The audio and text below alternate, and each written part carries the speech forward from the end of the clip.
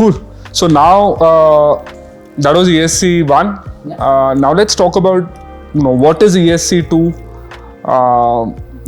What needs to be misconfigured in order for an attacker to exploit the ESC2 situation. And then we can get into the practicals. The same thing. Yes. And at the same time, like once you finish the practicals, let's talk about the fix as well. Yeah. Right? Yeah. So in case of ESC2, it's very similar to ESC1. So only difference is that in case of ESC1, the certificate should allow client authentication, and in case of ESC2, the certificate template should allow any purpose EKU or no EKU. Okay. It means that if there is any purpose EKU set, it means that it is allowed for all the intended purposes. Okay. It can allow for client authentication as well. So think of ESC2 as a superset of ESC1. Okay. So in ESC1 we have just the client authentication. In ESC2 we have the any purpose EKU set. Okay.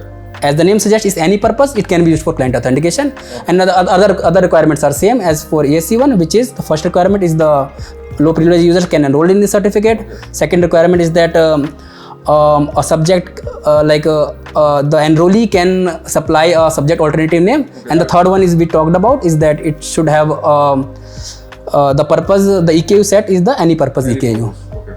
Yeah, it's just a superset of ESC2. Okay. Which is this the ESC2 is not that popular when we are in our engagement. Most of the time we are seeing ESC1, ESC4, ESC8. Okay. But sometimes there are scenarios we have seen ESC2 and ESC3 as well. So yeah, so that's why you have to understand each and every escalation techniques. Okay, and the next question is, what kind of tools are you going to be using to exploit ESC2? Yeah, it's the same certified tool. It's the same tool. So it's a one-in-all tool. Okay. It can be used. Okay, perfect. So yeah, this is the ESC tool. Same thing. We will enumerate, exploit, and then go to the practicals. Let me just go to yeah. So let's go to the practicals of ESC2. Yeah. Again, same thing. We will start off with the enumeration. So let's enumerate.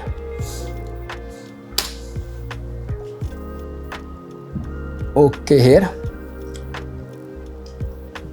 So we have this another secure template. We see how secure these templates are. So yeah, if you see this another secure template, it's showing ESC1, ESC2, ESC3. Why it's showing all these three ones? Because it's any purpose EKU. Okay. It means it can be used for client authentication, code signing, email encryption, everything. Anything. Yeah. Okay. So let's go to the flags or the requirements first. This template is enabled. Then it can be used for client authentication. Why? Because it has any purpose set to true. And then it also has this enrollee supply subject. Okay. That's what we saw in case of ESC1 as well. Okay. And low privilege users can enroll in this certificate. And the tool is also showing the same thing for ESC2, that domain users from the security.redfox.local domain can enroll in this certificate, and the template can be used for any purpose.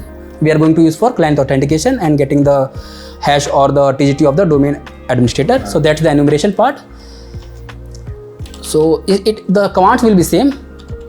Certify, request, and yeah, as you can see, the commands are exactly the same. First we will request using the David user, which is the low privilege user. Template we have to change. Let me just auto-complete this command. Let me just change the template name. The template name was another secure template. Another secure template. Okay. And this is the name of the CA. Same things. DC name as DNS name, and the UPN will be the administrator or any high privilege user. Okay, let's again request the certificate. So you could basically ask a certificate of any user. Any user we can ask. If you really want, I can ask for. Let's ask for using the David user. Let's ask for a Fox user. There is a user with name Fox, and we can we have the certificate of Fox user as well. Okay, but since this Fox user, so while enumeration you will know which users are the high privilege user. Basically the users of a domain admins group. That's what we are after. Okay, so now we have the certificate of domain administrator. We can again do the same thing. Let me clear my screen. Certify auth, and the same thing. As I said, it's just a variation of ESC1. And again we will get the anti-hash or the NTLM hash of the domain admin as well as the TGT of the. We can authenticate it any of the two using TGT as well as the. There are scenarios in our engagement I have seen that they have disabled the NTLM authentication.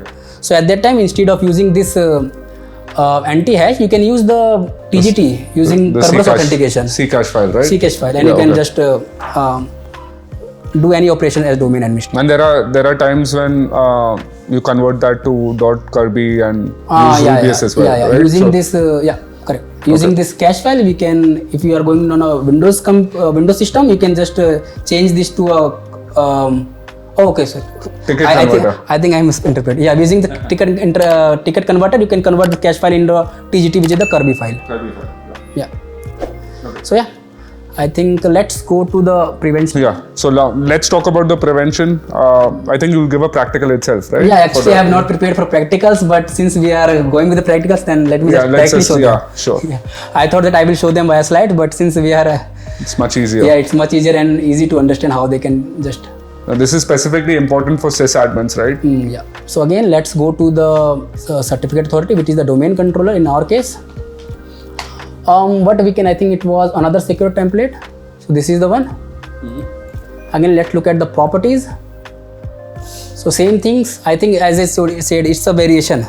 So what's the different thing from ESC1? If you go to the extensions part, if you see there is no application policy. It means it's any purpose. Okay, I think it's a none. It means that it doesn't have any EKU. Okay. So if there are two types of EKUs, which is none or any purpose. So if any of them are there, you can just you can use it. So it isn't a problem.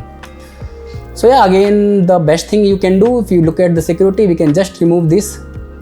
Yeah, the enrollment rights. Enrollment rights. I think this is the one. This is the domain. Maybe we can remove from that domain as well. So let me just remove this. We can also remove this. Let's remove every misconfiguration here. And I think, and we can also enable for this. Where is that issuance requirement? We can enable for this. We can require for manage approval. Yeah. The best thing is that we can just disable this. This option, but there are situations where the client needs this option, so that's what they can do. Then let's apply it, click OK. Let's go to the Kali machine. Let's quickly find the certificate, find the certificates, and this time if we see, we don't have another secure template which is vulnerable. Because you fixed it. Because I fixed it. So that's how easy it is to fix it. Okay.